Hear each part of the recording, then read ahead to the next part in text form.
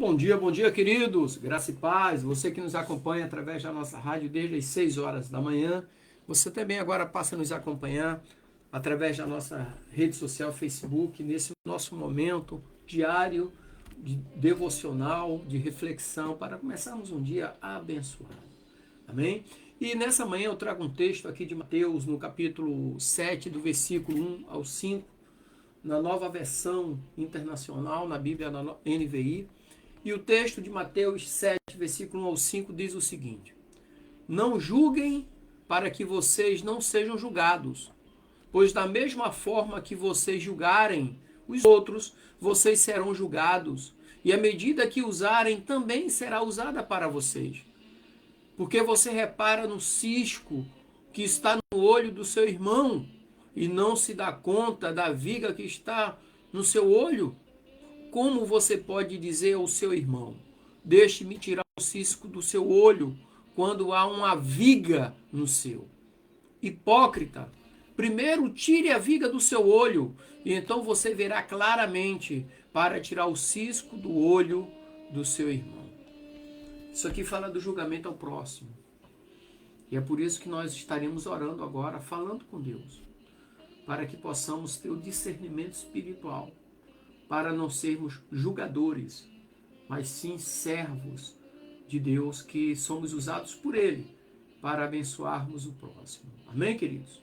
Senhor Deus Santo, vivo, poderoso, Deus Criador dos céus e da terra, Deus, muito obrigado, Pai. Obrigado pelo descanso da noite, obrigado por mais um dia de vida, obrigado pela paz, pela proteção e pela direção.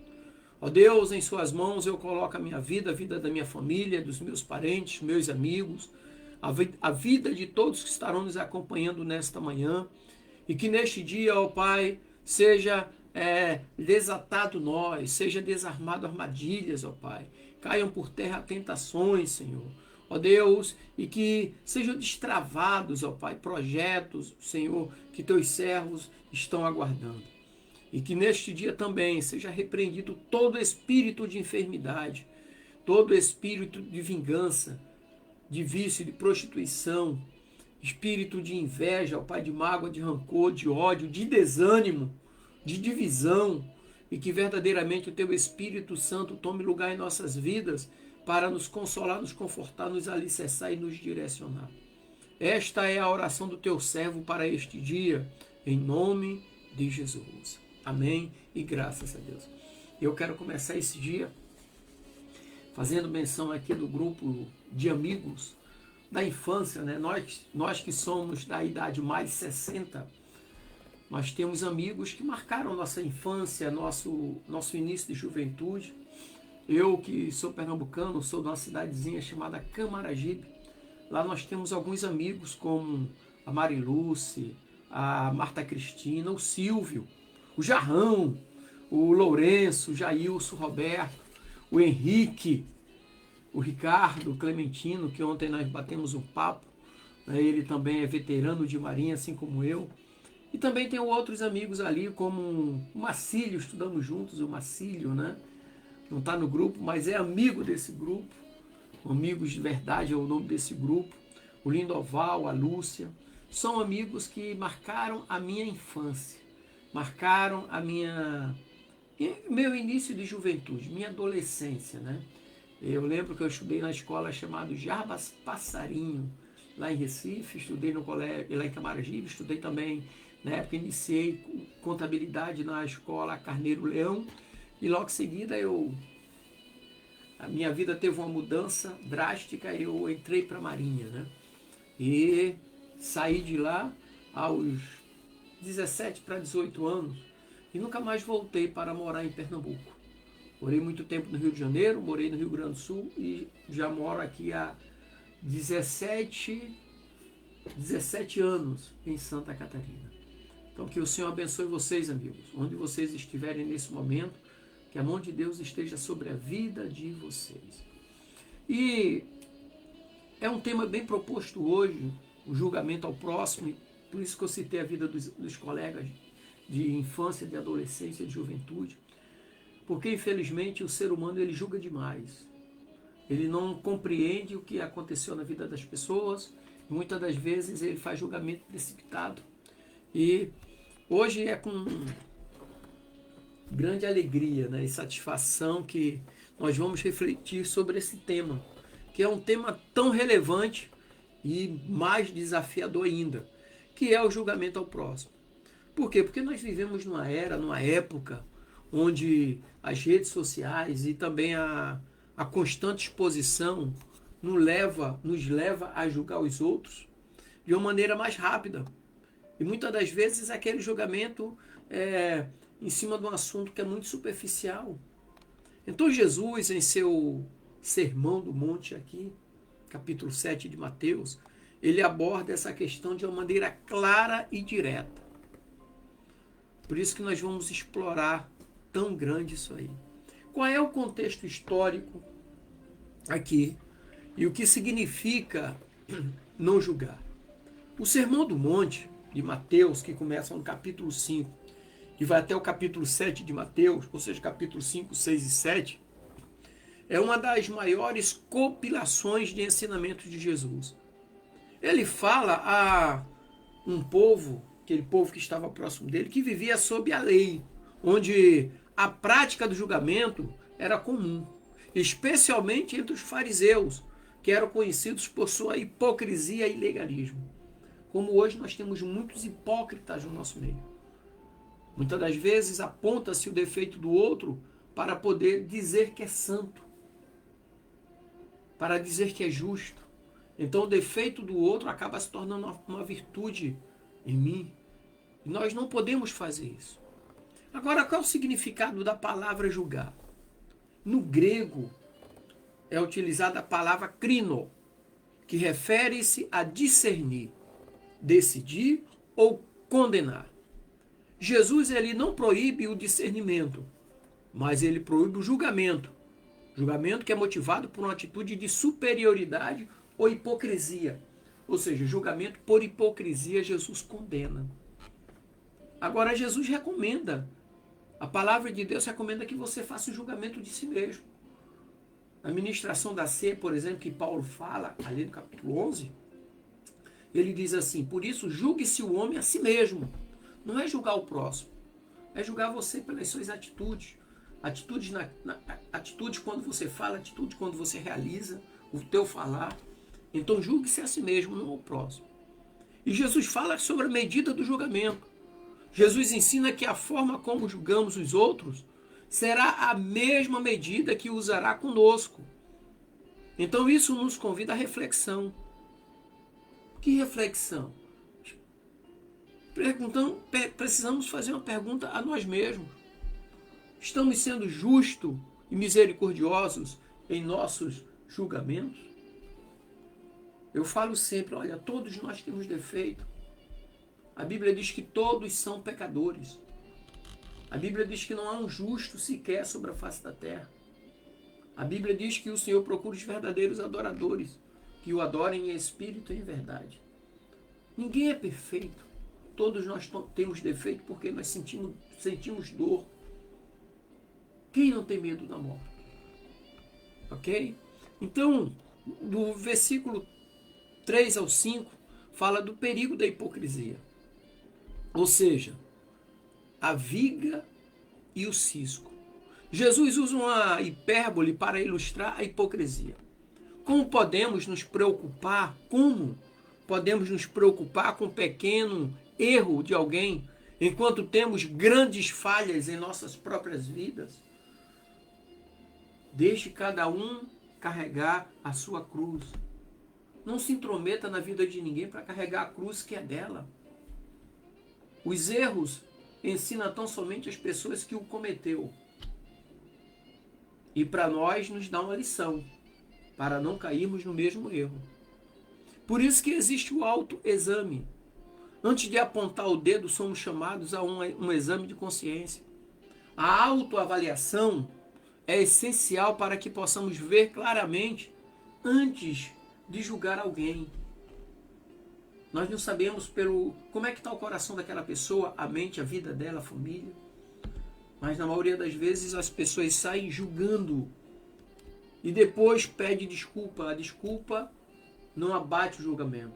Depois que sai uma mentira quando ela é falada, quando ela é jogada ao vento, ela não volta mais. É igual a água do rio, ela não volta mais, ela passa. Então precisamos fazer esse autoexame. E o chamado à humildade, né? Eu sempre falo sobre humildade e simplicidade. Simplicidade é a aparência externa, mas a humildade é a vida interna da pessoa. Eu conheço muitas pessoas aqui em Santa Catarina, empresários, têm um poder aquisitivo altíssimo, mas têm uma vida simplória, né? E é humilde. Ou seja, a humildade leva eles a ser simples, não uma vida extravagante, para mostrar o ouro que possui. Né? Então, o reconhecimento de nossas próprias falhas nos humilha e nos prepara para ajudar os outros de uma maneira verdadeira e, acima de tudo, misericordiosa, amorosa. Os humildes, eles ajudam por amor. E somente quando reconhecemos nossas limitações é que podemos nos aproximar dos outros com a graça de Deus. Primeiro, reconhecer nossas falhas.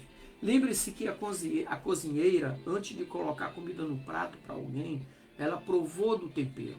Ela provou da comida. Se estiver salgada demais, ela vai usar algum mecanismo, água, batata, alguma coisa para diminuir o sal. Se tiver pouco sal, ela vai colocar um pouco mais. Assim somos nós que vamos julgar. Primeiro nós nos julgamos para não destruirmos a vida de ninguém. E em Gálatas 6, versículo 1, ali fala sobre o julgamento que edifica. Nós precisamos estar atentos. Ou seja, fala de restaurar com amor.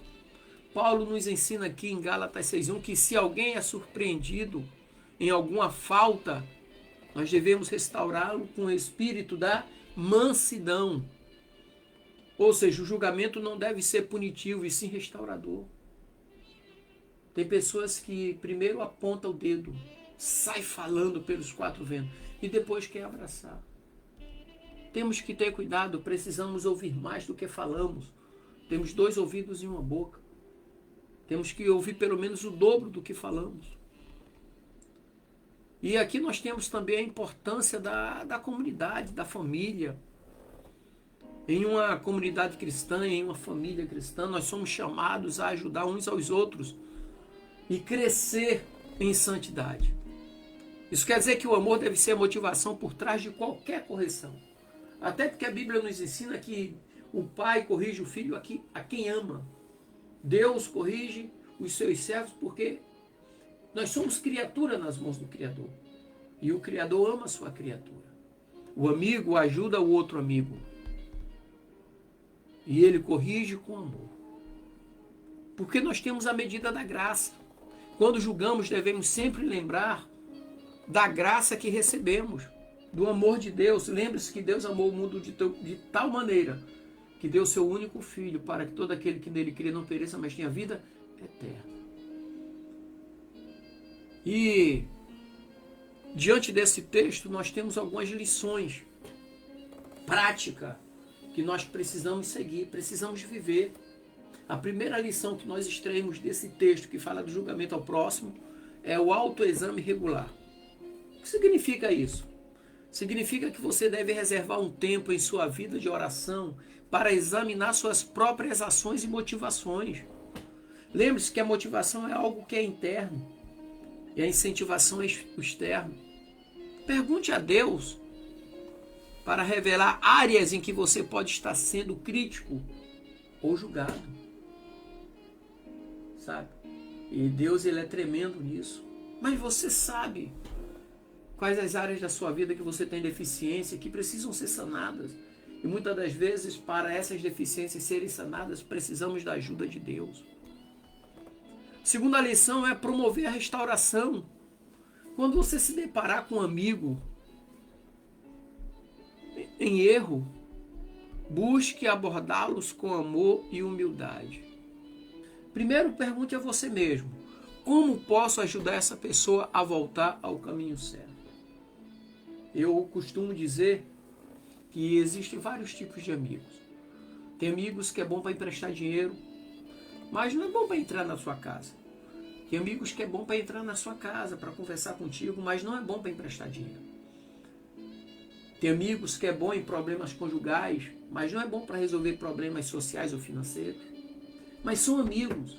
Isso quer dizer que cada um de nós temos uma área específica da nossa vida que nós desempenhamos um excelente papel para ajudar o próximo, para ajudar um amigo, um irmão.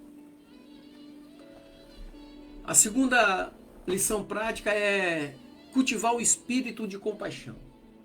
Isso quer dizer que ao invés de criticar, busque entender as circunstâncias que levaram aquela pessoa à situação em que ela se encontra, antes de julgar. Por quê? Porque o entendimento gera empatia. Empatia é você se identificar com a pessoa, é você caminhar junto, é você amar, é você ter misericórdia, é você ter compaixão, é você sorrir, dar um sorriso verdadeiro com aquela pessoa. Então cultive esse espírito de compaixão. E a última lição é evitar comparação. Outro dia eu falei para o meu menino aqui, eu falei, olha, você nunca vai ser igual a mim, eu nunca vou ser igual a você. Nós somos pessoas diferentes. Ou seja, em vez de olhar para o próximo com um olhar crítico, olhe para a sua própria jornada. Cada um de nós temos a nossa própria luta e os nossos próprios desafios. Cada um de nós temos. A nossa vida, Deus prepara, nós preparamos planos, mas o cumprimento é por conta de Deus. Eu nunca imaginei na minha adolescência, na minha infância, que um dia eu sairia de Pernambuco, que eu sairia de perto da minha família. Eu nunca imaginei isso. Mas o que Deus, a Bíblia diz assim, que tudo contribui para o bem daqueles que o amam, segundo o propósito do seu chamado. Hoje eu estou em Santa Catarina, no sul do Brasil, sabe? E aos 17 anos estava me preparando já para uma nova etapa da minha vida, uma nova jornada da minha vida. E eu quero concluir aqui dizendo que o chamado que Deus tem para cada um de nós, às vezes nós não sabemos para o que é. É por uma coisa simples, depois passa, vai embora. Eu já fiz tantas coisas, mas foi feito ali e ficou ali. Hoje eu estou em outra jornada. Não gosto de julgar ninguém, às vezes converso, mas a vida é plena sobre cada um de nós. Viva a sua vida diante de Deus. Busque fazer sempre o melhor para Deus. E lembre-se que tudo que é nascido de Deus vence o mundo. Mas esta é a vitória que vence o mundo. A nossa fé. Caminhar junto, crer junto, a nossa fé vence o mundo. Amém, queridos? Que o Senhor te abençoe, te dê um dia alegre, abençoado e próspero em nome de Jesus. E queridos amigos, amigos de verdade, Deus os abençoe grandemente. E para você,